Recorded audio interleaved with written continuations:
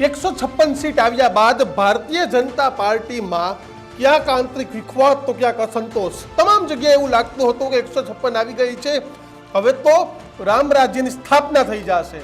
પરંતુ રામ રાજ્યની સ્થાપનાની વાત તો બાજુમાં રહી, પરંતુ ભારતીય જનતા પાર્ટીમાં આંતરિક વિખવાદ એટલો બધો થઈ ગયો કે તમામ જગ્યાએ બોલતા પુરાવા આપણી સામે છે. અને સૌથી મોટો બોલતો પુરાવો છે તો તે છે સોરઠની ધરા જુનાગઢ પરથી. જવાહર ચાવડા ચૂંટણી હારી ગયા, શાંત બેસી ગયા હતા, પરંતુ વિખવાદની શરૂઆત થાય છે અરવિંદ લાડાણીની કોંગ્રેસમાં એન્ટ્રીથી. કારણ કે એક તો જવાહર ચાવડાને કોંગ્રેસમાંથી ભાજપમાં લઈ આવવામાં આવ્યા, રાતોરાત કેબિનેટ મિનિસ્ટર બનાવવામાં આવ્યા, અને ત્યારબાદ જે થયું તે આપણે સૌ જોઈ રહ્યા છે. 2019માં તો જવાહરભાઈ જીતી ગયા, પરંતુ 2022માં પોતાના જ જૂના સાથી એટલે કે અરવિંદ લાડાણીના હાથે જવાહર ચાવડાને હારનો સામનો કરવો પડ્યો. જવાહર ચાવડાએ ત્યારે પણ હાઈકમાન્ડને કહ્યું હતું કે મને હરાવવા માટે ભાજપનો જ હાથ છે, પરંતુ જવાહરભાઈની વાત કોઈ સાંભળી તો નહીં. પરંતુ જવાહરભાઈની હાર જે વ્યક્તિની સામે થઈ હતી એટલે કે અરવિંદ લાડાણી, તે વ્યક્તિને ભારતીય જનતા પાર્ટીમાં સામેલ કરી દેવામાં આવે છે અને અરવિંદ લાડાણીને પેટા ચૂંટણીમાં ટિકિટ આપી દેવામાં આવે છે. સ્વાભાવિક છે કે અસ્તિત્વનો ખેલ તો છે, કારણ કે જે જવાહરભાઈ પોતાનું આખું રાજકારણ દાવ પર મૂકી અને ભારતીય જનતા પાર્ટીમાં પ્રવેશ કરે છે, ત્યાં જ જવાહરભાઈના રાજકારણનો અંત આવી જાય છે. કારણ કે હવે ભાજપમાં રાજકારણ કરવું હોય તો અરવિંદભાઈની અંડરમાં, કારણ કે હવે માણાવદરથી ધારાસભ્ય અરવિંદભાઈ છે અને એ પણ ભારતીય જનતા પાર્ટીમાંથી.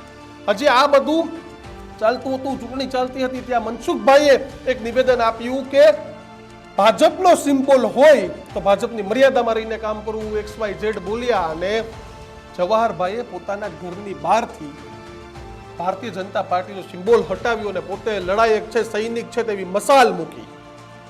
અને આ બધો મામલો ચાલતો હતો ત્યાં જવાહરભાઈ હવે પ્રધાનમંત્રી નરેન્દ્ર મોદીને પત્ર લખે છે. નરેન્દ્ર મોદીને પત્ર લખ્યા બાદ ભારતીય જનતા પાર્ટીના કાર્યાલયમાં ગેરવહીવટ, ભ્રષ્ટાચાર, જિલ્લા ભાજપ પ્રમુખ ઉપર પણ આકડા પ્રહારો છે તે જવાહરભાઈ પત્ર લખીને કરી દે છે. અને આ પત્ર કોને લખે છે? ના તો CR પાટીલ, ના ભૂપેન્દ્ર પટેલ, ડિરેક્ટલી નરેન્દ્ર મોદીના પત્ર છે તે લખવામાં આવે છે. એટલે કે જવાહરભાઈ એક સાફ કરી દીધું કે હવે હું લડી લેવાના મૂડમાં છું.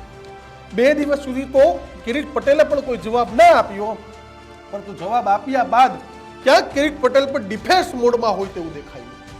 અને આ તમામની વચ્ચે કિરીટ પટેલના જવાબ બાદ ફરીથી એક કાર્યકરો અને પ્રજાજોગ સંદેશ છે તે જવાહરભાઈએ લખ્યો છે. જવાહરભાઈ કહ્યું કે મારા ભાજપના કાર્યાલય સંબંધિત પત્રમાં જવાબમાં શ્રી કિરીટ પટેલે સ્પષ્ટતા કરતા ઇમ્પેક્ટ ફી ભરવાનો સ્વીકાર કરી અને પોતાની ભૂલ કબૂલી છે, પરંતુ વ્યક્તિગત તમામ તુમાખી અને આડંબર કરેલી ભૂલ પાર્ટી પર પેરવી તે જરાય સ્વીકાર્ય નથી.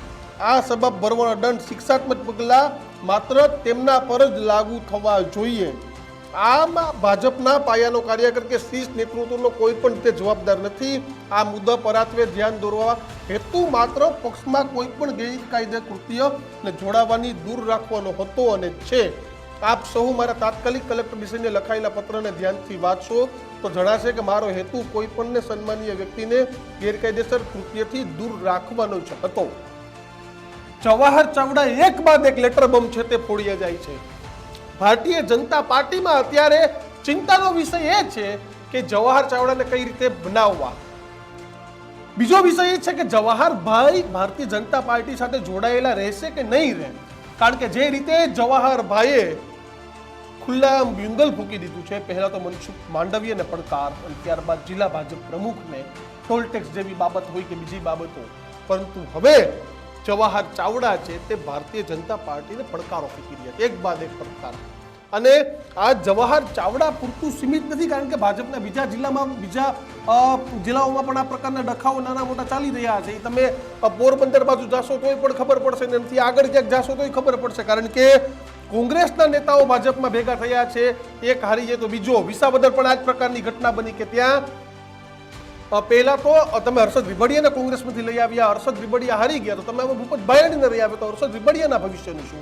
તો આવા અનેક સવાલો તમામને થઈ રહ્યા છે. અને જ્યારે રાજનીતિક ભવિષ્યની વાત આવે ત્યારે કોઈ પણ લડી લેવાના મૂડમાં હોય, અને તે જ લડી લેવાના મૂડમાં અત્યારે જવાહર ચાવડા છે તે દેખાઈ રહ્યા છે. હર્ષદ રીબડિયાએ પણ આવું જ કર્યું. પેટા ચૂંટણી થવા નથી, હાઈકોર્ટમાં મેટર પેન્ડિંગ છે. આજે શું થયું તો કે વિસાવદરની જનતાના ભૂંડા હાલ. ના તો ભૂપત ભાયાણી ધારાસભ્ય રહ્યા, ના તો હર્ષદ રીબડિયા. અને ધારાસભ્ય વગરનું આ જે કોઈ વિસ્તાર હોય તો તે વિસાવદર છે. ક્યારે ચૂંટણી આવે છે? કારણ કે સી.આર. પાટીલ સહિતના અનેક નેતાઓએ વિસાવદરથી હર્ષદ રીબડિયાને સમજાવ્યા, પરંતુ સમજે પણ કેમ? પોતાના રાજકીય ભવિષ્યનો સવાલ હતો અને તેના જ કારણે અત્યારે મામલો છે તે ગૂંચવાયેલો છે. પરંતુ હાલ જવાહરભાઈ છે તે બગાવતના મૂળમાં દેખાઈ રહ્યા છે. શું લાગે છે તમને કે જવાહરભાઈ ભારતીય જનતા પાર્ટી છોડી દેશે કે નહીં? તે કોમેન્ટ બોક્સમાં જણાવશો. અને બધું આવા જ વિડીયો જોવા માટે જોતા રહો ન્યૂઝ રૂમ ગુજરાતનો ગુજરાત.